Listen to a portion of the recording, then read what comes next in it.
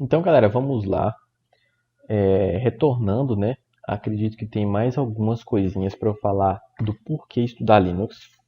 Enquanto eu falo disso, né? Para literalmente a gente ficar em duas aulas aí, em uma só, para poder adiantar ao máximo o processo.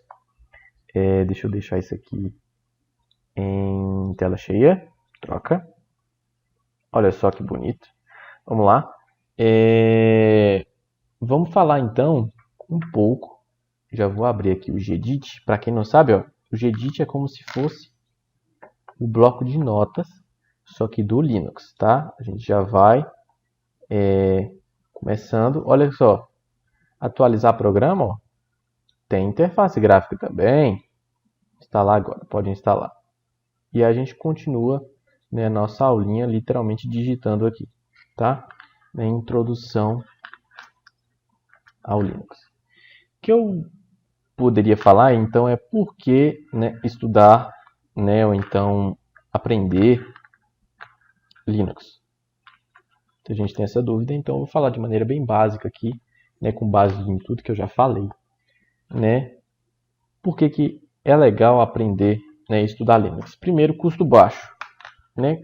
Se eu fosse colocar aqui, primeiro, né, custo baixo, ou nenhum, né? Porque literalmente o software livre ele disponibiliza para a gente, né, o software, o sistema operacional, então não precisa pagar nada. Ponto 2, né, ele tem alta performance e confiabilidade. Né, pelo fato do Linux ele ter sido construído talvez de maneira técnica ou com o intuito de ser um sistema operacional à parte, que seja aplicado em outras, né, diretrizes, né, voltado para outras aplicações, ele tem maior performance e confiabilidade em determinadas aplicações, tá? Que eu até vou citar para vocês. Como eu já citei também, nível de segurança, tá? Simplesmente pela questão da usabilidade, porque tinha menos gente utilizando o Linux, né? Os caras que são considerados de má fé, eles procuram atingir a massa. E aí, conforme foi passando o tempo, né, como o sistema operacional ele vai sempre evoluindo com o tempo, sempre vai agregando, tudo está sendo mais seguro hoje em dia. Por exemplo, eu sou da época que ter um e-mail, se você fizesse um e-mail de maneira errada, se lascava todinho. Hoje tem confirmação pelo celular, tem mais nível de segurança. Então, para você, por exemplo, hackear, né, a conta de alguém, hoje em dia é um pouco mais complicado, é mais difícil que na época, né? E o nível de segurança vem aumentando. 04 é um sistema dominante, né, em servidores. Como eu já tinha dito, isso aqui só são umas contas, ó. 67% dos servidores web eles são baseados em Unix, né? Então pode ser Mac ou Linux em si. 99,4% dos supercomputadores são em Linux. 85% dos dispositivos móveis são Linux, né? Para quem não sabe, o Android é baseado em Linux.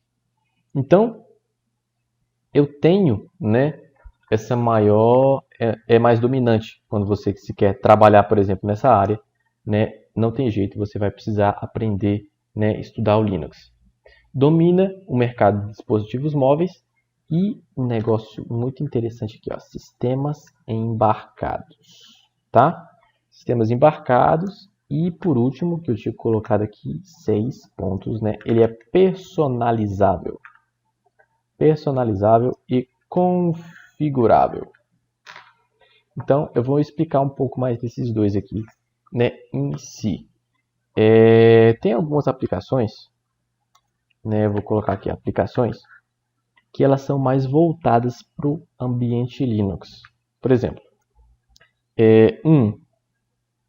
que eu já coloquei até lá em cima, dispositivos embarcados.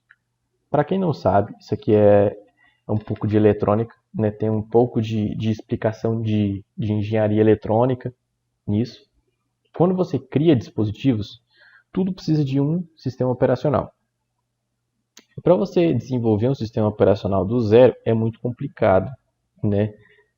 Envolve uma série de coisas que a gente não tem nem noção que é literalmente o que faz a máquina interagir com a gente. E aí você embarca um sistema.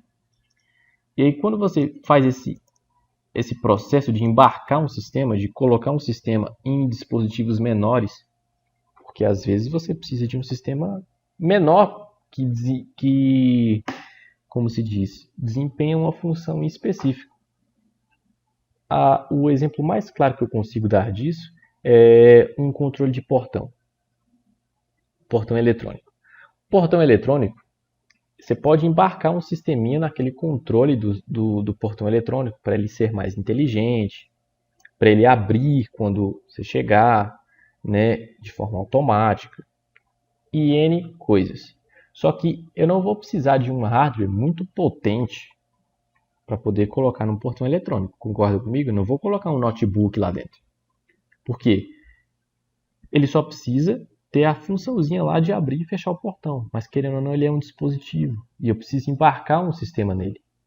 Então esse negócio de embarcar o sistema, a maioria deles tem que ser em software livre. Tem que ter um protótipo. Você tem que ter, né, você tem que desenvolver o protótipo daquilo. E a maioria, se não me engano, a totalidade dos sistemas dispositivos embarcados são baseados em Linux. Por quê? Porque por ele ser personalizável e configurável, tem distribuições que já são prontas, que já vêm prontas para os sistemas embarcados. Você só precisa desenvolver scripts em cima, pequenas aplicações em cima, mas o sistema operacional em si, ele já funciona. Um grande exemplo que eu consigo dar isso aqui é a Raspberry, tá? Raspberry, para quem não sabe, depois, né, pesquisa aí Raspberry Pi ou Raspberry Pi, né? É um grande exemplo que eu consigo dar disso. Então, são dispositivos embarcados, servidores, né? Você configurar servidores, aplicações, proxy, né? Firewall. Você vai ver que é tudo bem mais fácil de configurar, né? Você tem um mínimo de linguagem técnica pelo Linux. E ele oferece todas essas ferramentas para a gente, né? De antemão. Então, supercomputadores, prototipagem, né? Prototipagem para quem está desenvolvendo projeto novo, para quem está se aventurando aí em desenvolver alguma coisa nova, você precisa de um software livre que você possa utilizar sem pagar para você fazer teste, com algumas coisas já pré-definidas e, querendo ou não, com uma linguagem técnica suficiente para você desenvolver a aplicação daquilo, né? Para todo e qualquer problema que você for resolver no mundo da tecnologia, você vai precisar se aprofundar na linguagem técnica para entender como o processo funciona, né? E para isso, né, temos aí o Linux para poder nos ajudar. Então, desenvolvimento também de firewall. Para quem não sabe, existem mainframes que são voltados só para firewall, né, roteadores. Para quem não sabe também, todos esses dispositivos menores, a maioria deles, grande maioria deles, né, tudo baseado em Linux também, tá? Como eu já falei, né, 5 supercomputadores, também são todos baseados em Linux. Fechou, galera? Então, uma coisa leva a outra e você vê que quando você estuda o Linux e o que ele é em si, você entende o porquê dessas características. E eu acho que esse é o passo mais importante para poder a gente começar, tá? Acho que tudo que eu tinha para falar de Linux aí, eu já falei, né, de maneira bem simplória, mas eu acredito que é o basicão para poder a gente começar. E aí eu vou começar uma série de comandos básicos do Linux, mas não só isso. Vou ensinar algumas coisas básicas que eu aprendi aqui para poder a gente utilizar no Ubuntu. E também vou trazer uma série de comandos de rede que são interessantes para poder a gente estar começando. Beleza, galera? Valeu demais. Até a próxima aula.